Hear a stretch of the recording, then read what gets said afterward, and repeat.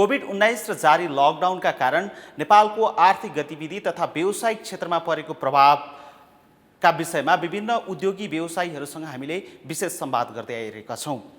कोभिड-19ले सृजना गरेको अवसर र चुनौती के हुन् र अबको सर्भाइभल र रिभाइभल कसरी हुन्छ, यी लगायतका विषयवस्तुमा कुराकानी गर्नका लागि आज हामीसँग हुनुहुन्छ एक सफल उद्यमी सुरज वैद्य।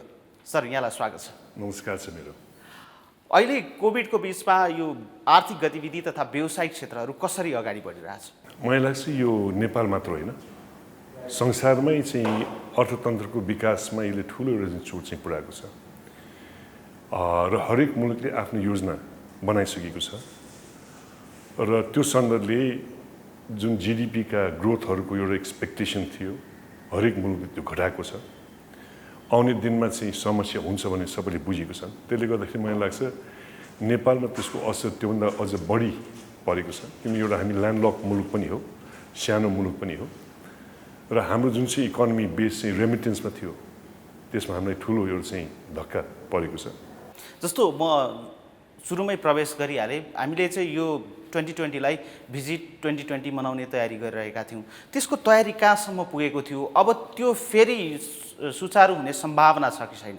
मलाई लाग्छ 2020 को लक्ष्य एउटा चाहिँ के थियो भने यो सरकारको यसले चाहिँ 20 लाख पर्यटक नेपालमा ल्याउने र साथसाथै एक्सपेन्डिचरलाई बढाउने भन्ने खालको उहाँको दुईवटा नीति थियो भने मेरो लागि त्योभन्दा अलिक बढी थियो। मेरो लागि चाहिँ के थियो भने नयाँ डेस्टिनेसनहरू खोल्ने, नयाँ नेपालको सन्दर्भमा 7 प्रदेशमा चाहिँ कमसेकम एउटा डेस्टिनेसन हामी तयारी गर्ने, इन्फ्रास्ट्रक्चरमा हामीले चाहिँ सुधार ल्याउने।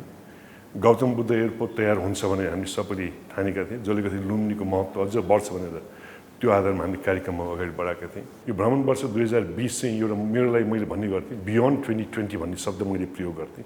भन्दाखेरि कुनै पनि विकास भने चाहिँ एकै वर्षमा हुन सक्ने सम्भावना कमै छ, यो एउटा कन्टिन्यू प्रोसेस हो र यसलाई चाहिँ अब भ्रमण वर्ष 2020 अहिले स्थगित भए तापनि आउने दिनमा चाहिँ कमसेकम एउटा लेसन हामीले के बुझ्यो भने यो एक वर्षमा घोषणा गर्दैमा हुन सक्ने काम चाहिँ होइन, यसको तयारी बन्नुपर्छ। भन्दाखेरि कमसेकम 3 वर्ष लगाएर जुन सरकारले 3 वर्ष लगाएर चाहिँ यसलाई चाहिँ योजनाको रूपमा लग्यो भने राम्रोसँग सफलता हुन सक्ने सम्भावना म देख्छु। उपभोक्ताको कन्फिडेन्स लुज भएको छ, सँगसँगै उद्योगी व्यवसाय पनि मर्कामा परेका छन्।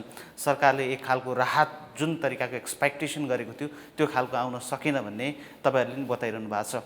अब कसरी चाहिँ यो सङ्कटको बिचमा हामी अगाडि बढ्न सक्छौँ? यसलाई गुनासो गर्नुभन्दा पनि यो समस्यालाई एक्सेप्ट गरेर अगाडि बढ्ने कसरी भन्ने चाहिँ सोच लाग्नु पर्यो।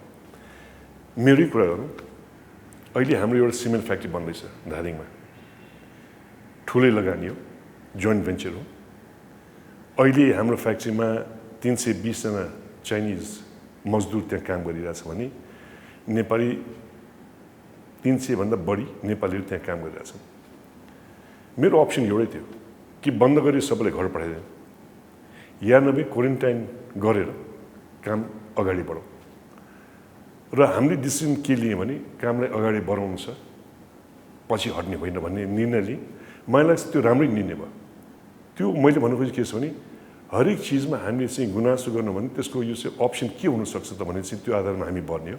अहिले माग गर्ने कुरै होइन, किनभने अर्थतन्त्र बिग्रेको खण्डमा मुलुक नै बिग्रिने सम्भावना म देख्छु। त्यसैले निजी क्षेत्रले आफ्नो कुरा राखिसकेको छ। अब सरकारले कसरी अगाडि बढ्ने भन्ने खालको सरकारले नीति ल्याउला भन्ने एउटा आश हो। तर सरकारले फेरि सबै ल्याउँछ भने हामी पनि त्यसमा नबसौँ नेपाली जनता, किनभने सरकारको स्थिति के छ हामी सबैले बुझेका छौँ। ब्याङ्किङ क्षेत्रले चाहिँ उद्योगी व्यवसायहरूलाई निकै कसेको छ, यसमा कस्तो मत राख्नुहुन्छ? अप्ठ्यारै पार्यो अहिले ब्याङ्कले? एउटा ब्याङ्कले एउटा के बुझेको छैन भने उद्योग व्यापार बन्द भयो भने आज उसको नाफा भोलि सबै घाटा हुन्छ, त्यो बुझ्नु पनि जरुरी छ। र ब्याङ्कहरूको भनाइ बडा सजिलो छ। ब्याङ्कको जवाब के छ भने हामी घाटामा त जानै हुन्न। किन जानु हुन्न भने जनताको पैसा भन्छ, अनि हामी को त? हामी जनता होइन। हाम्रो उद्योगले जुन चाहिँ रोजगार हामी दिइरहेछौँ त्यो नेपाली जनता होइन त? खालि उसको डिपोजिट दिने मात्र जनता हो भने हाम्रो को त? होइन।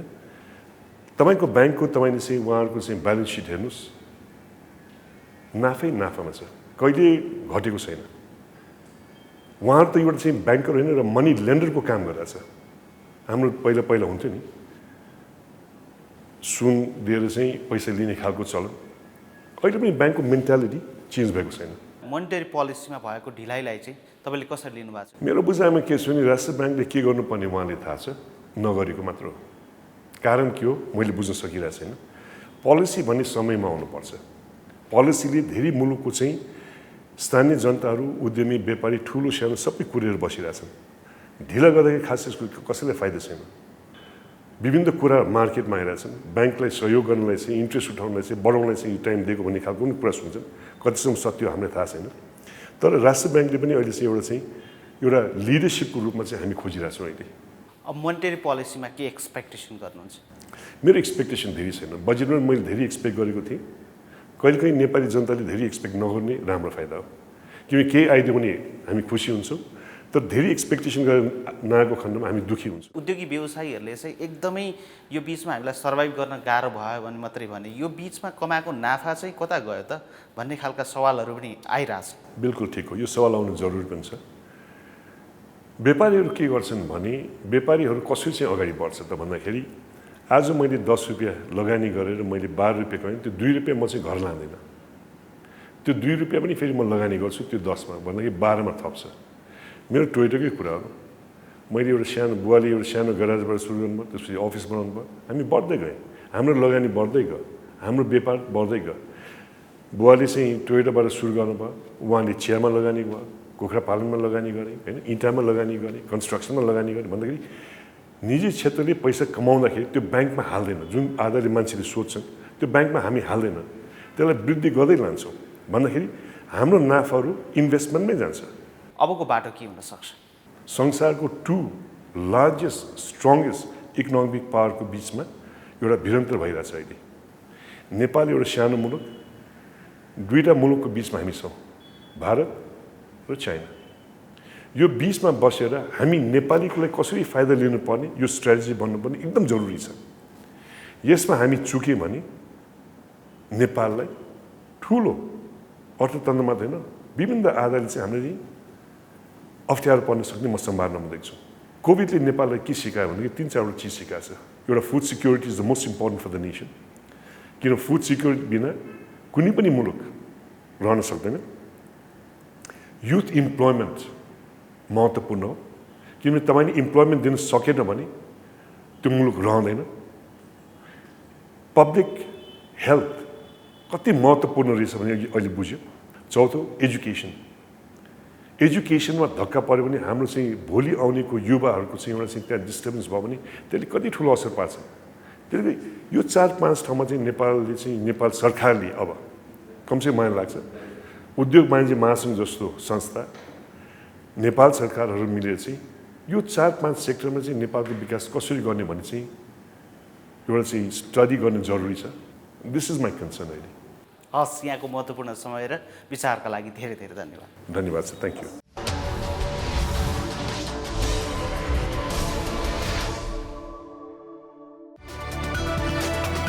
It's an AP1 presentation.